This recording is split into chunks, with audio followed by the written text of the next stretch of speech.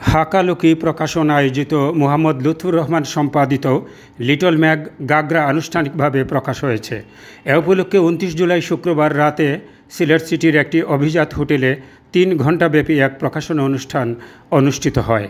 অধ্যক্ষ কবি কালাম আজাদের সভাপতিত্বে অনুষ্ঠানে প্রধান বক্তা ছিলেন সিলেট মেট্রোপলিটন পুলিশের কমিশনার মোহাম্মদ রেজাউল করিম পিপিএম। বিশেষ অতিথি ছিলেন বাংলাদেশ জামায়াতে ইসলামীর কেন্দ্রীয় কর্মপরিষদ সদস্য সিলেট মহানগর আমির মোহাম্মদ ফখরুল ইসলাম, মাধ্যমিক ও উচ্চ মাধ্যমিক শিক্ষা বোর্ড সিলেটের সচিব প্রফেসর চৌধুরী মামুন আকবর, বিশিষ্ট সাংবাদিক লেখক আফতাব চৌধুরী এবং সিলেট জেলা বিএনপির প্রথম যুগ্ম সাধারণ সম্পাদক ইশতিয়াক সিদ্দিকী। শুরুতেই পবিত্র কুরআন থেকে তেলাওয়াত করেন হাফিজ মাহবুবুর রহমান এবং মূল প্রবন্ধ পাঠ করেন অধ্যাপক কবি বাসিত ইবনে হাবিব। অনুষ্ঠানে শুভেচ্ছা বক্তব্য রাখেন প্রফেসর নিয়াজউদ্দিন, সাংবাদিক চৌধুরী আমিরুল হোসেন, বাংলাদেশ ব্যাংকের অতিরিক্ত পরিচালক লেখক সংগঠক জাভেদ আহমদ, লেখক মুস্তফা মিয়া, কবি পুলিন রায়, ছড়াকার এখলাসুর রহমান, সাংবাদিক রাজু আহমদ, লেখক মোহাম্মদ জসিম উদ্দিন, গল্পকার জসিম আল ফাহিম, কবি তাজুল ইসলাম, কবি জারিন তাসনিম রাশেদা প্রমুখ। অনুষ্ঠানে আহত জুলাই যোদ্ধা আবদুল্লাহ আমিন মাশরাফি ৩৬ জুলাইয়ের অভিজ্ঞতা বর্ণনা করেন। নৈশভোজের মাধ্যমে অনুষ্ঠানের পরিসমাপ্তি ঘটে। বক্তারা হতাশ না হয়ে ৩৬ জুলাইয়ের চেতনা ধারণ করে স্ব অবস্থানে থেকে সমৃদ্ধ দেশ গড়ার আন্দোলনে শরিক থাকার জন্য সবার প্রতি আহ্বান জানান। এবারে শুনুন বক্তারা কে কি বলেন। আসসালামু আলাইকুম ওয়া রাহমাতুল্লাহ। আমার মনে হয় এখন আর কথা শোনার আপনাদেরও মন মানসিকতা, আমারও সেই শক্তি নাই এখন কথা বলার। তবু সভাপতি হিসাবে, প্রথা হিসাবে দুটো কথা বলতে চাই।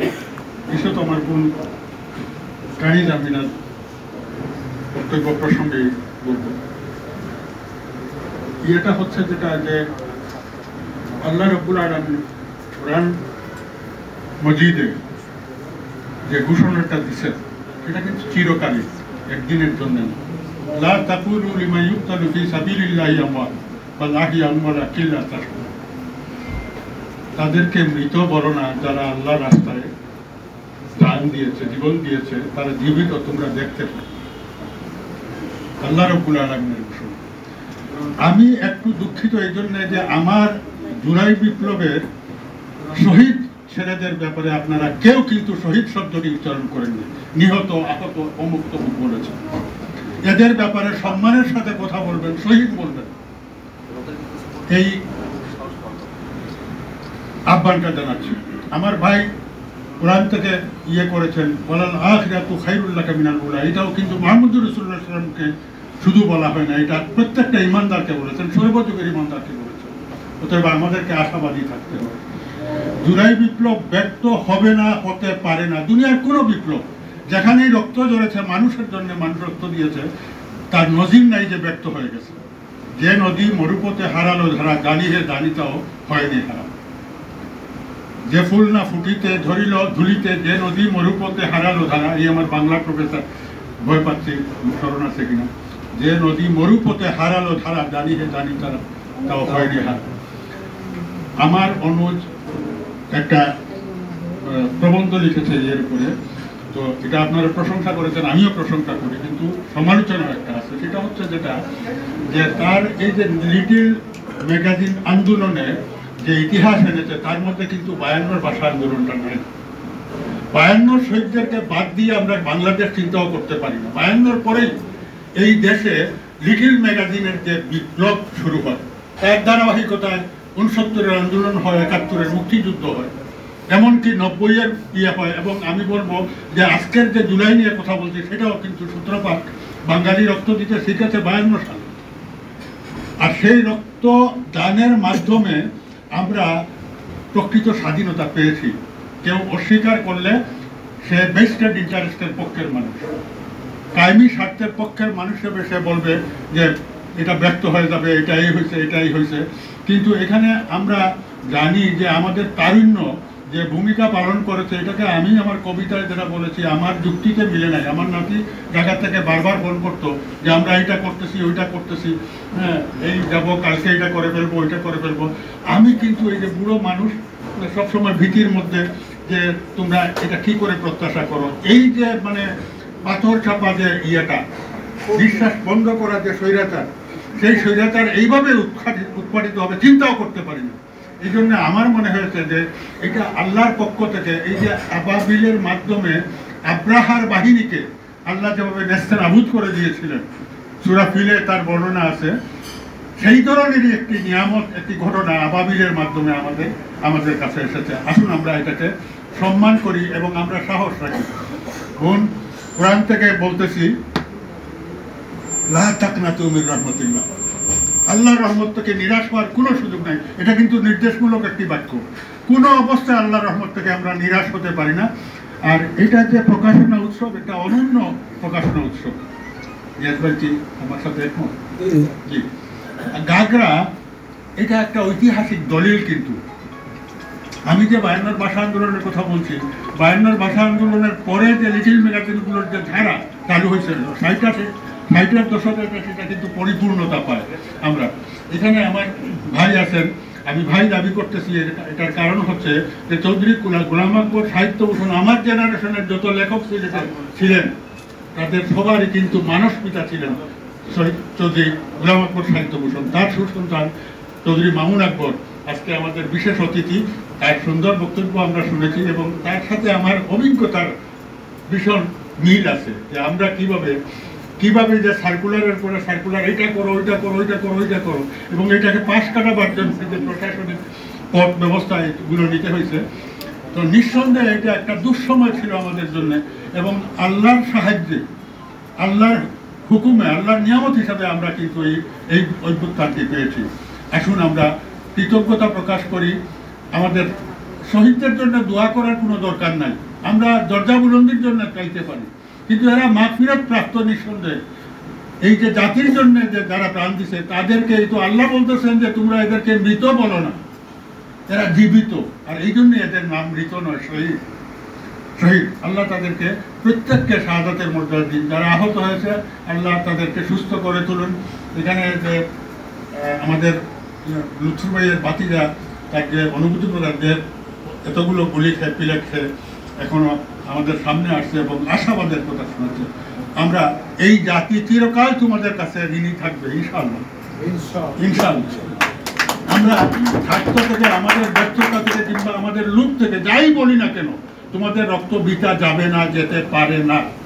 শহীদের রক্ত বৃথা যায় না, এটা প্রমাণিত পৃথিবীর ইতিহাসে সর্বত্র।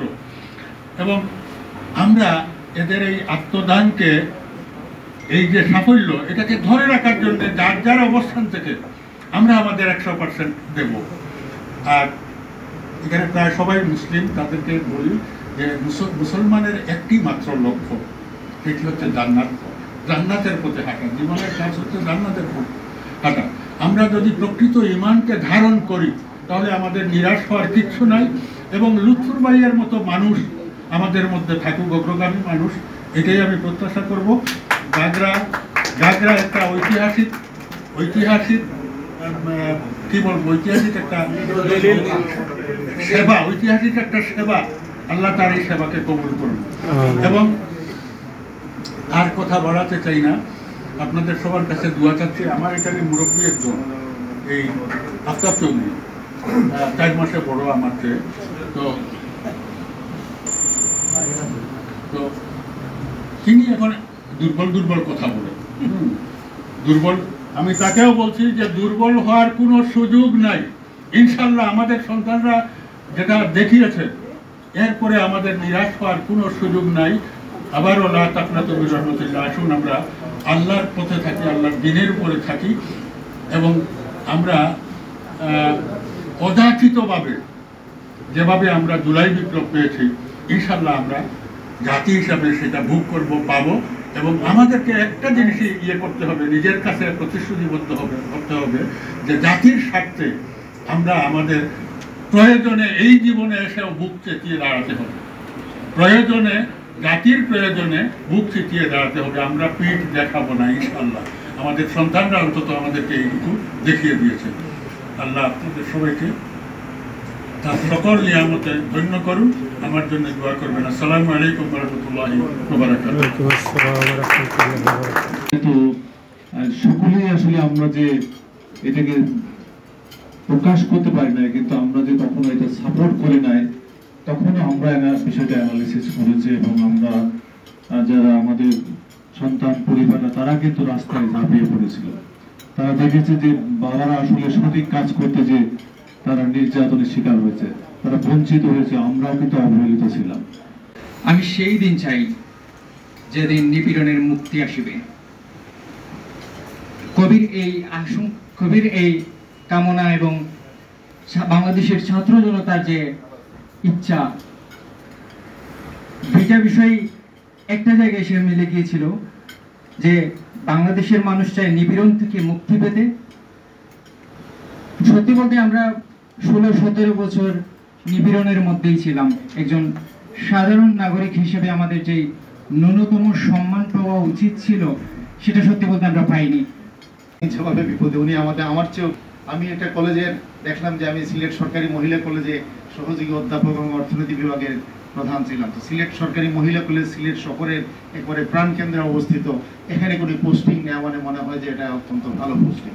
আমি চিন্তা করলাম এখান থেকে কোথায় যাওয়া যায়, যেখানে গেলে অন্তত চোখের আড়ালে থাকা যাবে, অথচ কাজ করা যাবে, সরকারের রুশানলে পড়া যাবে না। এখান থেকে চিন্তা করে বাহির করলাম যে সিলেট বিভাগের একমাত্র সরকারি টিচার্স ট্রেনিং কলেজ, মাধ্যমিক শিক্ষকদের বিশেষ করে যেখানে প্রশিক্ষণ দেওয়া হয়, সরকারি টিচার্স ট্রেনিং কলেজ সিলেট, এটার নাম অনেকে জানে না। এটা বাহির করলাম আমাদের টিবি হাসপাতালের পাশে, যিনি যক্ষা হাসপাতালের পাশে একটা কলেজ, সরকারি টিচার্স ট্রেনিং কলেজ। আমার মনে হয় যে আমার সম্মানিত পুলিশ কমিশনার মহোদয় উনি জানেন, মানে এমসিকিউর পরীক্ষা হয়, পরীক্ষার সেন্টারে আমার সাথে দেশি বিদেশি এত চক্রান্ত, এতগুলা বিষয় আমাদের মাথার উপরে রয়েছে। আমাদের গ্রাম্য ভাষায় বলেন গরিবের বউ সকলের বাবি। এখানে সবাই ডং করতে ভালো পায়, তাকে মজা পায়, এই ধরনের একটা কথা আছে। আমরা গরিব দেশ, এখানে বিভিন্ন ধরনের শকুনের থাবা কিন্তু বিভিন্ন দিক থেকে আছে, বিভিন্ন ধরনের চক্রান্ত ষড়যন্ত্রও রয়েছে। এগুলা মোকাবেলা করে সম্মুখে এগিয়ে যাওয়া, এটা একটা বড় ধরনের চ্যালেঞ্জ। তবে আমরা বিশ্বাস করি এইবার তরুণ প্রজন্ম যে তাদের যে সাহসিকতা এবং রক্ত দিয়ে যে একটা এই যে অদ্ভুততান সফল করেছে, সেই সফল করার মধ্য দিয়ে এই তরুণ প্রজন্ম তারা এখন পথ চিনে পেরেছে। যারাই এখন ফেসিবাদী হবে, যারাই জনগণের বিপক্ষে যাবে, যারাই অত্যাচারী হয়ে গড়ে উঠবে, এদের বিরুদ্ধে কিন্তু পরবর্তী প্রজন্ম থেকে প্রজন্ম এইভাবে রুখে দাঁড়াবে। এটা আমাদের না, কিন্তু 5 তারিখ থেকে আমার ছেলে একটা রাত্র ঘুমায় নেই। তাজুদের নামাজে দাঁড়িয়ে চোখের পানি ফেলে এই সন্তানদের জন্য দোয়া করেছে। জুলাই বিপ্লব আমাদের হারিয়ে যাবে না, জুলাইকে আমরা ধরে রাখবো। এই জুলাই আমাদেরকে আলোর সন্ধান দেবে, এই জুলাই আমাদেরকে অন্তর্ঘাট থেকে আলু খেতে নিয়ে এসেছে। এখানে গাগরাতে আমার প্রকাশিত লেখার ভূমিকা এবং উপসংহারটা বলেই আমি শেষ করব। 83 পৃষ্ঠার লেখার শিরোনাম আফগান নজিবুল্লাহ, শ্রীলঙ্কান পাকসে এবং বাঙ্গাল হাসিনা ভূমিকা। আমার ধারণা ছিল শেখ হাসিনার পতন হবে আফগানিস্তানের স্বৈর শাসক নজিবুল্লাহর মতো। 1992 এপ্রিলে তালেবানদের হাতে নজিবুল্লাহ সরকারের পতন হয়। তালেবান যোদ্ধারা প্রেসিডেন্ট ভবনে ঢুকে নজিবুল্লাহর কলার চেপে ধরে টেনে রাস্তায় রাজপথে খোলা জিপে ফাঁসিতে ঝুলিয়ে রাজধানী কাবুল প্রদক্ষিণ করে। 2013 5 মে ঢাকার শাপলা চত্বরে গণহত্যার পর আমার সেই অনুভূতিটা হয়েছিল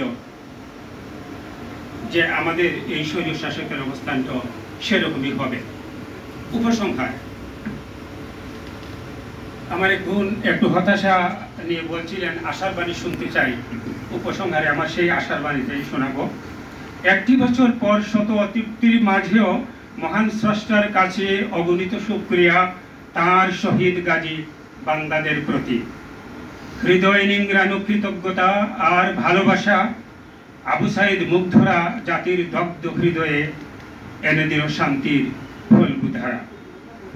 মহাফেসিবাদের মহাপতনে নবপ্রজন্ম আজ আত্মহারা, বিশ্বাসী মানুষের বিশ্বাসী জাগে নতুন জোয়ার, ফিরবে না আর দুর্বৃত্ত।